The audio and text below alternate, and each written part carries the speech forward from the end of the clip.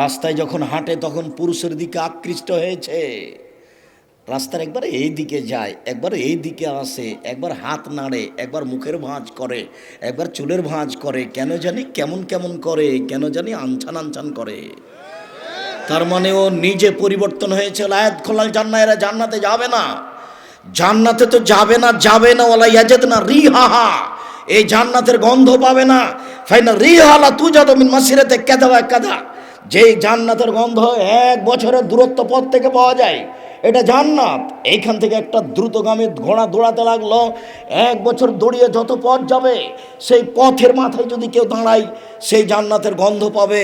এই মহিলারা জান্নাতের গন্ধ পাবে না। এখন আমি আপনাকে কষ্ট দিইনি, এখনো কতগুলো মেয়ে এখনো এখানে বসে আছে, মাথায় কাপড় নেই। ও কি বলবে আমি হিন্দুর মেয়ে?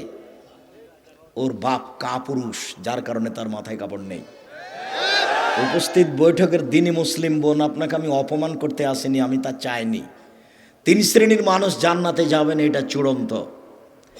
3 শ্রেণীর মানুষ জান্নাতে যাবেন, এটা চূড়ান্ত। আমি বলিনি, আমি অনুবাদক। মুহাম্মদ সাল্লাল্লাহু আলাইহি সাল্লাম বলেন, 1 মদমিনুল খামর, নিয়মিত বিড়ি তামাক জর্দা সিগারেট গোল নেশাদার দ্রব্য খায় পান করে যে।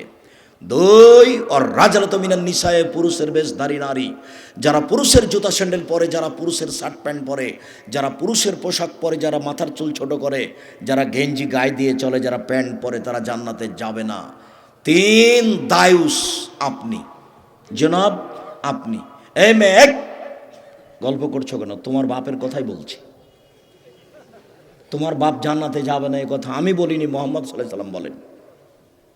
উপস্থিত বৈঠকের মুসলিম বোন একটু শোনেন তো, এদিকে এদিকে শোনেন, আবার গল্প করছেন কেন? উপস্থিত বৈঠকের মুসলিম বোন শোনেন, আল্লাহ নবী বলছেন, সিনফানে মিন আহলিন নার, আমার উম্মতের 2 শ্রেণীর মানুষ জাহান্নামে যাবে, আমি তাদের দেখিনি। আমার উম্মতের 2 শ্রেণীর মানুষ জাহান্নামে যাবে, আমি তাদের দেখিনি। আমার উম্মতের 2 শ্রেণীর মানুষ জাহান্নামে যাবে, আমি তাদের দেখিনি। এক কওমুন মাহুম সায়াতুন, 1 শ্রেণীর মানুষ, তাদের হাতে থাকবে লাঠি, কাজ নাবিল বাকারে, গাভীর লেজের মতো। 1 শ্রেণীর মানুষ, তাদের হাতের থাকবে লাঠি, গাভীর লেজের মতো, মানে একদিক মোটা একদিক চিকন চাবুক। এজের বোনা বেহান নাস্তা দিয়ে মানুষকে মারবে, ওরা জাহান্নামে যাবে। বুখারী মুসলিম, চূড়ান্ত সিদ্ধান্ত। তখন আমি বলেছি, এদেশের প্রশাসনের 1 শ্রেণীর লোকের হাতে কি থাকে? এরকম লাঠি থাকে। আর থাকে যারা কলেজ বিশ্ববিদ্যালয়ে পড়ে, তাদের হাতে, বেটা নাকি ওখানে পড়তে গেছে, বাপ মানে তাকে পড়তে পাঠিয়েছে। যাদের হাতে এই লাঠি থাকে তারা জাহান্নামে যাবে। হাদিস বুখারী মুসলিম, আমি অনুবাদক। 2 নিসাউন, মহিলা, কাসিয়াতুন, কাপড় পরে থাকে, আরিয়াতুন, উলঙ্গ। নেন এবার, কাপড় পরে উলঙ্গ হয়। দেখে মনে হচ্ছে যে আপনাদের দিনাজপুরের ওই স্কুলটা দেখে দেখে বলছেন আল্লাহ নবী। ওই মেয়ের গায়ে যে সব পোশাক আছে, প্রত্যেকটা মাস্টার বুঝতে পারে কোন মেয়েটার শরীরের অবস্থা কি। মুহাম্মদ সাল্লাল্লাহু আলাইহি সাল্লাম বলেছেন, আমি অনুবাদক। তিনি 1450 বছর পূর্বে এই কথাই বলেছেন। নিসাউন, মহিলা, কাসিয়াতুন, কাপড় পরে থাকে, আরিয়াতুন, উলঙ্গ। মমিলাতুন, তারা পুরুষকে নিজের দিকে আকৃষ্ট করে, মাইলাতুন, তারা নিজেরা আকৃষ্ট হয়। রৌসহুন্না কাসনেমাতিল বখতিল মায়লা, তাদের মাথার চুলগুলি মনে হয় যেন বখতি উটের চূড়ার ন্যায়, চুটের নেই, যেমনভাবে তার চোঁটটা ঝুলে থাকে, তাদের মাথার ঝুঁটি, তাদের চুলগুলি ওইভাবে এক পাঞ্জা পাঞ্জা হয়ে থাকে। রাস্তায় যখন হাঁটে তখন পুরুষের দিকে আকৃষ্ট হয়েছে। রাস্তার একবার এই দিকে যায়, একবার এই দিকে আসে, একবার হাত নাড়ে, একবার মুখের ভাঁজ করে, একবার চুলের ভাঁজ করে, কেন জানি কেমন কেমন করে, কেন জানি আনছান আনছান করে। তার মানে ও নিজে পরিবর্তন হয়েছে। লায়াত খোলাল জান্নাহ, এরা জান্নাতে যাবে না। জান্নাতে তো যাবে না, যাবে না, ওলা ইয়াজাদ না রিহাহা, এই জান্নাতের গন্ধ পাবে না। ফাইনা রিহালা তুজাদু মিন মাসিরাতে কাদা ওয়া কাদা, যেই জান্নাতের গন্ধ 1 বছরের দূরত্ব পথ থেকে পাওয়া যায়, এটা জান্নাত। এইখান থেকে একটা দ্রুতগামী ঘোড়া দৌড়াতে লাগলো। 1 বছর দৌড়িয়ে যত পথ যাবে, সেই পথের মাথায় যদি কেউ দাঁড়ায়, সেই জান্নাতের গন্ধ পাবে। এই মহিলারা জান্নাতের গন্ধ পাবে না। আমি অনুবাদক মোহাম্মদ সাল্লাল্লাহু আলাইহি ওয়াসাল্লাম এই কথাই বলেছেন।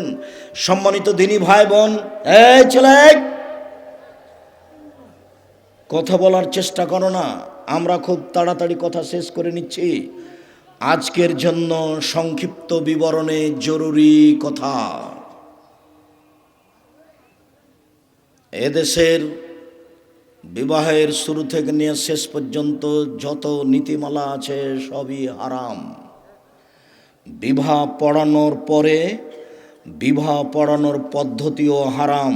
বিবাহ পড়ানোর পরে যত নিয়ম কানুন আছে সবই হারাম। সাথে সাথে বিবাহের পরে যেসব অনুষ্ঠান আছে এই নীতিমালাও হারাম। জরুরি অনুষ্ঠান বিবাহের পরে যেটা হবে সেটা হলো বাসর রাত। বাসর রাতের জন্য বর কনেকে সাজাতে হবে। বাসর রাতের জন্য কনেকে সাজাতে হবে, এটাই চূড়ান্ত। বাসর ঘর সাজাতে হবে, এটাই ঠিক। তবে ভাবি কনেকে সাজাবে না, বাসর ঘর সাজাবে না। যদি ভাবি, চাচাতো বোন, খালাতো বোন বাসর ঘর সাজায়, তাহলে বিবাহের সূচনাতেই জেনা, এই পরিবারে কোনোদিন বরকত হতে পারে না। কনেকে সাজাতে হবে। আয়েশা রাদিয়াল্লাহু তাআলা আনহা বলেন, আমি আমার বান্ধবীদেরকে নিয়ে এক দোলনাতে খেলাচ্ছিলাম। আমরা একদিকে আছি, কিছু বান্ধবী একদিকে আছে, একদিক উঁচু হলে একদিক নিচু হয়। এরকম অবস্থায় আমার মা আমাকে ডাকলেন, আয়েশা। আমি দৌড় দিয়ে আসলাম। আমার মা একটু পানি নিয়ে আমার মুখের হাতের ধুলোবালিগুলো মুছে ধুয়ে দিলেন। তারপর একটা ঘরে নিয়ে গেলেন, দেখি সেখানে আনসারীদের মহিলা। বিষয়টা বুঝতে পারলাম না, এই ঘরে আমাকে নিয়ে আসলো কেন। আনসারীদের মহিলারা আমাকে সুন্দরী করে সাজালেন। আসমা বিনতে ইয়াজিদ রাদিয়াল্লাহু তাআলা আনহা বলেন, কাইয়ামতু আয়েশা তালি রাসূলিল্লাহ সাল্লাল্লাহু আলাইহি সাল্লাম, আমি আয়েশাকে রাসূলের জন্য সুন্দরী করে সাজালাম। তবে কি দিয়ে সাজিয়েছেন এই কথা আয়েশা উল্লেখ করেননি। তিনি বলেন, আমাকে সুন্দরী করে সাজালেন। আমি বলছি, বিউটি পার্লারে যা কিছু পাওয়া যায় সব কিছু দিয়ে সাজানো যায়, তবে বিউটি পার্লারে ঢোকা যাবে না। কেন? বিউটি পার্লারে যে মেয়েটা আছে তার সামনে মাথার কাপড় নামানো যাবে না। বিউটি পার্লারে যা কিছু আছে সব কিছু নিয়ে এসে মেয়েকে ঘরে সাজানো যায়। উল্লেখ্য যে নখে নেইল পালিশ লাগানো যাবে না। নখে নেইল পালিশ লাগানো হচ্ছে ইহুদি খ্রিস্টানদের পতিতালয়ের মেয়েদের বৈশিষ্ট্য। নখে নেইল পালিশ ব্যবহার করা ইহুদি খ্রিস্টানদের পতিতালয়ের মেয়েদের বৈশিষ্ট্য। নখে নেইল পালিশ ব্যবহার করা ইহুদি খ্রিস্টানদের পতিতালয়ের মেয়েদের বৈশিষ্ট্য। জরুরি ভিত্তিতে নখে মেহেদি লাগাতে হবে। হাতের নখে তো মেহেদি দিতে হবেই, পায়ের নখেও মেহেদি দিতে হবে। মেহেদি দিতে মহিলারা বাধ্য, দিতেই হবে। বাধ্য কেন? আল্লাহর নবী একজন মহিলার হাত থেকে একটা পত্র নিলেন। সেই মহিলার হাতে নখে মেহেদি দেওয়া ছিল না। তিনি হাতের নিন্দা করে বললেন, আয়াদু রাজুলিন ইমরা, এই হাতটি মহিলার না পুরুষের? যদি মহিলার হয় তাহলে মেহেদি নেই কেন? তার মানে পুরুষেরা কখনো হাতে মেহেদি লাগাতে পাবে না। হাতের নখে তো তারা মেহেদি দিবেই দিবে, পায়ের নখেও মেহেদি দিতে বাধ্য। কখনো ভুলেও নেল পালিশ নখে দিতে পাবে না। উপস্থিত বৈঠকের মুসলিম বোন আর যারা আপনারা আছেন, নখ কেটে ফেলতে হবে। নখ কখনো বড় রাখা যাবে না। নখ বড় রাখা হারাম। নবীগণের 10টি বৈশিষ্ট্য রয়েছে, তার একটি বৈশিষ্ট্য হচ্ছে নখ কেটে ফেলতে হবে। উপস্থিত বৈঠকের মুসলিম বোন আপনাকে বলছি, উপস্থিত বৈঠকের মুসলিম বোন আপনাকে বলছি, আপনি সকাল করবেন না, আগে বাড়িতে গিয়ে নখ কাটবেন। এই মেয়ে, তুমি আঙ্গুলটা দেখো, তোমার নখটা বড় কেন? তুমি শরম পাও না? তোমার লজ্জা হয় না? তোমার ইতস্তবোধ হয় না? বাপ বেটি মা বেটি কি লজ্জা বেঁচে খেয়েছ? নখ কেন বড়? নবীগণের 10টি বৈশিষ্ট্য, তার একটি হচ্ছে নখ কেটে ফেলতে হবে। নবীগণের 10টি বৈশিষ্ট্য, তার একটি হচ্ছে মোচ কেটে ফেলতে হবে। ব্লেড ব্যবহার করা যাবে না। মোচ মানে পুরুষ, আর মোচ যখন বেল্ট ব্যবহার করেছে তখনও মহিলা। কেঁচি দিয়ে মোচ কেটে ফেলতে হবে। নবীগণের 10টি বৈশিষ্ট্য, তার একটা হচ্ছে বগলের লোম উঠিয়ে ফেলতে হবে। পুরুষ নারী একই হুকুম, ব্লেড ব্যবহার করা হবে না।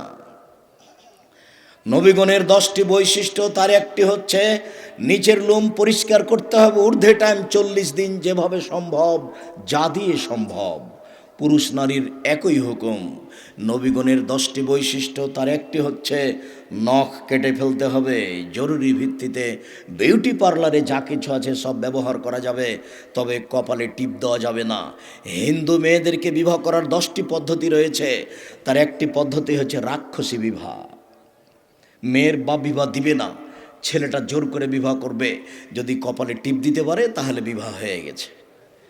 যার কারণে মুসলিম মহিলা কপালে টিপ দিতে পাবে না। বিউটি পার্লারে যা কিছু আছে সব কিছু দিয়ে আপনার মেয়ে সাজতে পারে, কনে সাজতে পারে, সাজবে, এ কথাই ঠিক। আয়েশা রাদিয়াল্লাহু তাআলা আনহা বলেন, 8:30 8টার সময় আমার মা একটা ঘরে নিয়ে গেলেন, ঘরে কেউ নেই, দেখি আল্লাহ রাসূল, আর কেউ নেই ঘরে। বিষয়টা আমি বুঝতে পারলাম না ব্যাপারটা কি। আমি ঘরে আছি, দেখি আল্লাহ রাসূল। একটু পরে আসমা বিনতে ইয়াজিদ ভিতরে ঢুকলেন। আসমা বিনতে ইয়াজিদ ভিতরে ঢুকেই 1 গ্লাস পানি শরবত নিয়ে এসে বলছেন, 1 বাটি, আয়েশা এটা হাতে করো, আল্লাহ রাসূলের হাতে দাও। আমি তো লজ্জা পেয়ে গেলাম, আমি মাথা নিচু করে নিলাম, আমি তো রাসূলের হাতে কোনো কিছু দিইনি কোনো দিনই।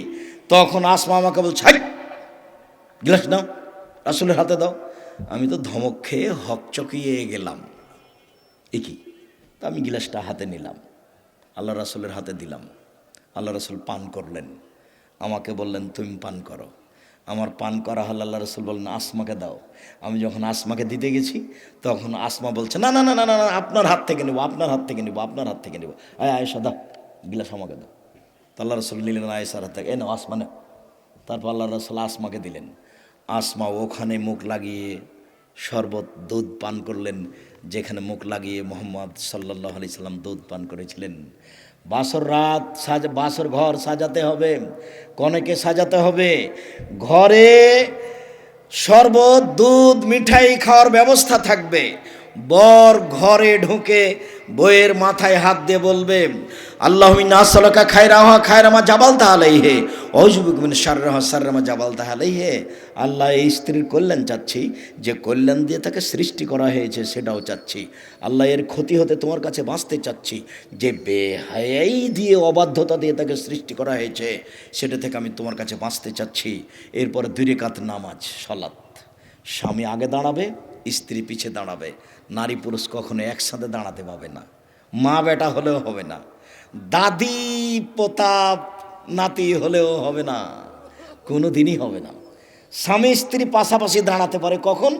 আপনি আপনার সালাত আদায় করছেন, আপনার স্ত্রী তার নিজেরটা করছে, তখন পাশে দাঁড়াতে পাবেন। বোঝা যায়নি মনে হয়? স্পষ্ট হয়েছে তো? আপনি আপনারটা পড়ছেন আর আপনার স্ত্রী তারটা পড়ছে, তখন পাশাপাশি দাঁড়াতে পাবেন। একই সালাত, তখন পাশাপাশি দাঁড়াতে পাবেন না। আপনি আপনার মায়ের পাশে দাঁড়াতে পাবেন না, আপনাকে আগে হতে হবে আর ওনার মাকে পিছু হতে হবে। পাশাপাশি একসাথে সালাত আদায় করতে পাবেন না। 2 রাকাত সালাত হবে আপনার ইমামতিতে। তারপর দাম্পত্য জীবন হবে দুয়ার মাধ্যমে। এবার সকালবেলায় ওখানে একটা কথা ছেড়ে এসেছি, যখনই বিবাহ পড়ানো হচ্ছে, কথা সংক্ষিপ্ত করতে এসেছি তো খুব তাড়াতাড়ি শেষ করি। কথা সংক্ষিপ্তের একটা জায়গা ছিল, যখনই বিবাহ পড়ানো হয়েছে, দিনাজপুরের বিবাহ শেষ হয়ে গেল, লম্বা একটা হাত তুলে দোয়া হয়ে গেল, মানে নগদ বেদাত। কেউ জানে না কি বলতে হবে। যখন বিবাহের বৈঠক শেষ হয়ে যাবে তখন ইমাম সাহেব বা মেয়ের বাপ বলবেন, বারাকাল্লাহু লাকা ওয়া আলাইকা ওয়া জামা বাইনাকুমা ফি খাইরিন। বর, তোমাকে আল্লাহ কল্যাণ দান করুক, তোমাদের উপরে আল্লাহ কল্যাণ দান করুক। ও বর, তোমাকে আর তোমার স্ত্রীকে আল্লাহ কল্যাণের উপরে রাখুক। রাসূল সাল্লাল্লাহু আলাইহি ওয়াসাল্লাম এই দোয়া পড়েন, বারাকাল্লাহু লাকা ওয়া আলাইকা ওয়া জামা বাইনাকুমা ফি খাইরিন। তারপরে নতুন বউ বাড়িতে এসেছে, বাড়িতে আসার সাথে সাথে দাদি এসে দেখে বলছেন, দেখি রে তোর বউটা দেখার পরে নাকটা একটু মোটা। তখন বলছে, তোর বউটার নাকটা একটু মোটা। তার মানে দাদি কি পড়তে হবে দাদির জানা নেই। দাদি দেখতে এসে বউ দেখে বলবে বারাকাল্লাহু লাকা ওয়া আলাইকা জামা বাইনাকুমা ফি খাইরিন। এটা দাদির পড়া প্রয়োজন ছিল। শুধু দিনাজপুর বলে আমি নিন্দা করিনি, সারা বাংলাদেশের কোনো গ্রামে, কোনো জায়গায়, কোনো থানায় নতুন বউ বাড়িতে আসলে তাকে সামনে রেখে দোয়া পড়তে হবে তার জানা নাই।